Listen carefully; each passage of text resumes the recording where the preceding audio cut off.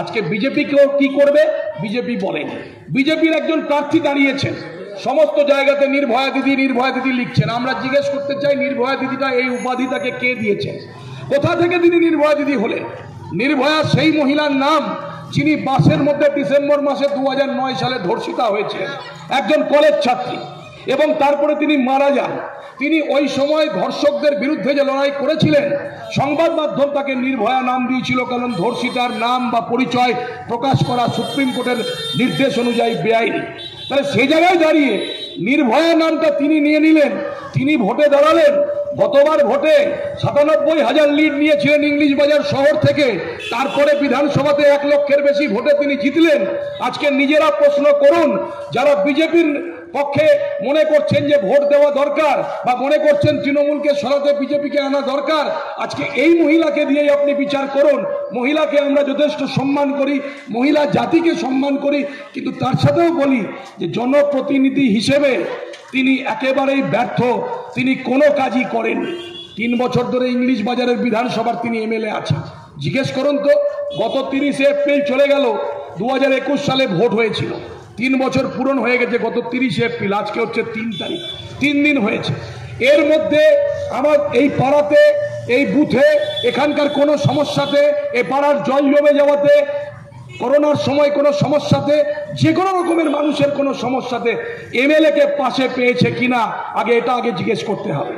তিনি থাকেন দিল্লিতে, সেই নয়ডায় বহুতলে, তার স্বামী চাকরি করেন বহুজাতি একবারে সেন্ট্রাল গভর্নমেন্টের একটা উচ্চপদস্থ জায়গাতে। তিনি এখানে আসেন না, তিনি এখানে থাকেন না, তিনি এখানকার এমএলএ। ইংলিশ বাজারের মতন হাই প্রোফাইল সিটে, এখানে জেলা হেডকোয়ার্টারে যারা এমএলএ ছিলেন তারা মানুষের সঙ্গে মিশে থাকতেন। আমাদের বামফ্রন্টের সিপিআইয়ের পক্ষে বিমল দাস সেখানকার এমএলএ ছিলেন, প্রাক্তন মন্ত্রী শৈলেন সরকার এমএলএ ছিলেন, প্রভাত আচার্য এমএলএ ছিলেন, সমর রায় এমএলএ ছিলেন, অন্যান্য দলের কেউ এমএলএ ছিলেন। তাহলে তিনি আজকে একজন এমএলএ হিসেবে তিনি 3 বছর মানুষের পাশে কিছু না করে, না থেকে, বিপদে আপদে কোনো বিপদের কারো পাশে না থেকে আজকে তিনি এমপি ভোটে জিতে গেলেন, দাঁড়িয়ে গেলেন। এবং গতবার যে এত ভোট পেয়েছিলেন, সেই ভোট পাওয়ার পরে মানুষের প্রতি কৃতজ্ঞতাবোধের জায়গা থেকেও সেকেন্ড কন্টেস্টেন্ট প্রার্থী হিসেবে তার থাকা উচিত ছিল, কিন্তু তিনি থাকেননি। আগে এটা আমাদেরকে ভাবতে হবে। তাহলে এই প্রার্থীকে আমরা ভোটটা কেন দেব? তৃণমূলের প্রার্থী আছেন, লন্ডন থেকে এসছেন, লন্ডনের থেকে প্রার্থীকে আমদানি করতে হয়েছে। মালদা জেলার বুকে তৃণমূলের কোনো লোককে পাওয়া যায়নি। তৃণমূলের এত হেভিওয়েট সব নেতা, কাউকে এখানে দাঁড় করানো গেল না, কারণ তৃণমূল এই আসনটা বিজেপিকে ছেড়ে দিতে চায়। 2টো সিট আজকে মালদা জেলার বিজেপির সঙ্গে ভাগাভাগি হয়েছে। পশ্চিমবাংলার 42টা আসন তারা ভাগাভাগি করেছে, এবং কিছু সিটে বিজেপি তৃণমূলকে ছেড়ে দিয়েছে, যেমন অভিষেক ব্যানার্জির বিরুদ্ধে সে ধরনের কোনো প্রার্থী দেয়নি। আবার তৃণমূল কিছু সিট বিজেপিকে ছেড়ে দিয়েছে, মালদা উত্তর, দক্ষিণ। উত্তরে একজন তোলাবাজ আইপিএস দাঁড়িয়েছে, আর দক্ষিণে এইরকম একটা অপদার্থ মহিলা দাঁড়িয়ে গিয়েছে।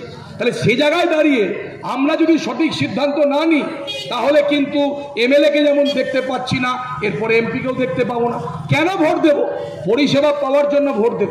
কেন ভোট দেব? বিপদে যেন পাশে থাকে ভোট দেব। কেন ভোট দেব? কারণ তাকে যখন আমরা ফোন করতে চাইবো, তাকে আমরা দেখতে পাবো, ভোট দেব। আজকে জিজ্ঞেস করুন তো উনার বাড়ি কোথায়, জিজ্ঞেস করুন তো উনার অফিস কোথায়, জিজ্ঞেস করুন তো উনার এমএলএ সার্টিফিকেটটা কে দেয়, জিজ্ঞেস করুন তো উনি কারো বিপদে আপদে গ্রামে গঞ্জে পাড়ায় ছুটে যান কিনা। এরকম একজন প্রার্থীকে আমরা কেন ভোট দেব? আজকে গনি খান চৌধুরীর পরিবার আমাদের সঙ্গে আদর্শগত বিরোধ আছে, হয়তো থাকবে। আজকে একটা বিশেষ পরিস্থিতিতে কংগ্রেসের সাথে আমরা আছি, থাকবো এখন আপাতত, কিন্তু এই জায়গায় দাঁড়িয়ে আজকে তাদের পরিবার সারা জীবন মালদার মানুষের সেবা করেছে। বরকত গনি খান চৌধুরীর উন্নয়নের অনেক কাজ আছে। তার পরবর্তীতে তার ভাই 4 বার জিতেছে। মালদা জেলার গঙ্গা ভাঙন সহ বিভিন্ন ব্যাপারে তিনি উদ্যোগ নিয়েছেন। শারীরিক অসুস্থতার কারণে তিনি এখানে প্রতিদ্বন্দ্বিতা করছেন না। বামফ্রন্ট সরকারের মন্ত্রী শৈলেন সরকারের নেতৃত্বে মালদা জেলার প্রভূত উন্নয়ন হয়েছে। শিক্ষা থেকে শুরু করে, যোগাযোগ থেকে শুরু করে, ইউনিভার্সিটি, মেডিকেল কলেজ বামফ্রন্ট সবটাই করেছে। আজকে তিনি কি করেছেন, তার দল কি করেছে, 14 বছরের তৃণমূল কি করেছে, তা বলতে হবে। এই সমস্ত বিচার বিবেচনা করে আগামী 7 তারিখ সকালবেলা গিয়ে নিজের বিবেককে প্রশ্ন করে একজন কর্মঠ, একজন শিক্ষিত, একজন গ্রহণযোগ্য, একজন অতি পরিচিত পরিবারের সন্তান, যিনি বৈষ্ণবনগরের এমএলএ ছিলেন, যিনি সুজাপুরের এমএলএ ছিলেন, গতবার এনআরসির হাওয়াতে তিনি সুজাপুরে পরাজিত হয়েছিলেন, কিন্তু এবারে সুজাপুরের মানুষ 90% ভোট ঈশা খানকে দেবে এবং গোটা দক্ষিণ মালদা জুড়ে যে পরিবেশ তৈরি হচ্ছে 1.5 লক্ষের বেশি ব্যবধানে ঈশা খান জিতবে, কোনো শক্তি নেই তাকে হারাবে। তাহলে সেই জায়গায় দাঁড়িয়ে আমরা বামপন্থীরা আন্তরিকভাবে তার পাশে আছি। এ পাড়ার বামপন্থী মানুষ যারা কোনো সময় বামপন্থার সাথে ছিলেন, বিভিন্ন কারণে হয়তো সরে গেছেন, তাদের কাছে হাত জোর করে অনুরোধ করব, দেশকে বাঁচাতে, ভারতবর্ষের একজন নাগরিক হিসেবে সংবিধানকে রক্ষা করতে দয়া করে বিজেপির পাশে দাঁড়াবেন না, দয়া করে এটাকে পৌরসভা ভোট মনে করবেন না। পৌরসভা ভোট আর এই ভোটের মধ্যে আকাশ পাতাল তফাৎ আছে এবং এই ভোটে গোটা দেশের ভাগ্য নির্ধারণ হবে যে এই ভোটে ভারতবর্ষটা একই থাকবে কিনা, তার সংবিধান থাকবে কিনা, তার পতাকা ঠিক থাকবে কিনা, তেরঙ্গা পতাকা এবং তার জাতীয় সঙ্গীত কবিগুরুর লেখা জনগণ মন অধিনায়ক তাও থাকবে কিনা। বিজেপি এই সবটাকেই বদলাতে চায়। বিজেপি ঠিক করে দেবে আমরা কি খাবো, কি পরবো, কবে নিরামিষ খাবো, কবে আমিষ খাবো, সমস্ত কিছু বিজেপি ঠিক করতে চায়। উত্তর ভারতের সংস্কৃতিকে এখানে আমদানি করতে চায়। রামের নামে গুজরাটে তারা একজন গর্ভবতী মহিলার পেটে ত্রিশূল ঢুকিয়ে আজকে তাকে হত্যা করে এবং তার সন্তানকে ত্রিশূলের ফলায় নাচিয়ে জয় শ্রীরামের ধ্বনি দেয়। আর রামের নামে তারা মিছিল করে মানুষকে উত্ত্যক্ত করে এবং সেখানে বিজেপির পতাকা নিয়ে রাজনীতি করে। মন্দির উদ্বোধনে সাধুদেরকে না ডেকে সেখানে নরেন্দ্র মোদী উদ্বোধন করে। আর পার্লামেন্ট যেটা গণতন্ত্রের মন্দির, সেখানে আজকে রাষ্ট্রপতিকে আমন্ত্রণ না জানিয়ে আজকে সেখানে সাধু সন্তকে নিয়ে গিয়ে ধর্মীয় রাজনীতি করতে চায়। তাহলে এই বিজেপির বিরুদ্ধে সর্বাত্মক প্রতিবাদ প্রতিরোধ বামপন্থীরা সহ সমস্ত অংশের মানুষ একত্রিতভাবে গর্জে উঠে আমাদেরকে এই আসনে ঈশা খান চৌধুরীকে হাতচিহ্নে জয়যুক্ত করার সবিনয় আবেদন জানিয়ে আমার কথা শেষ করছি।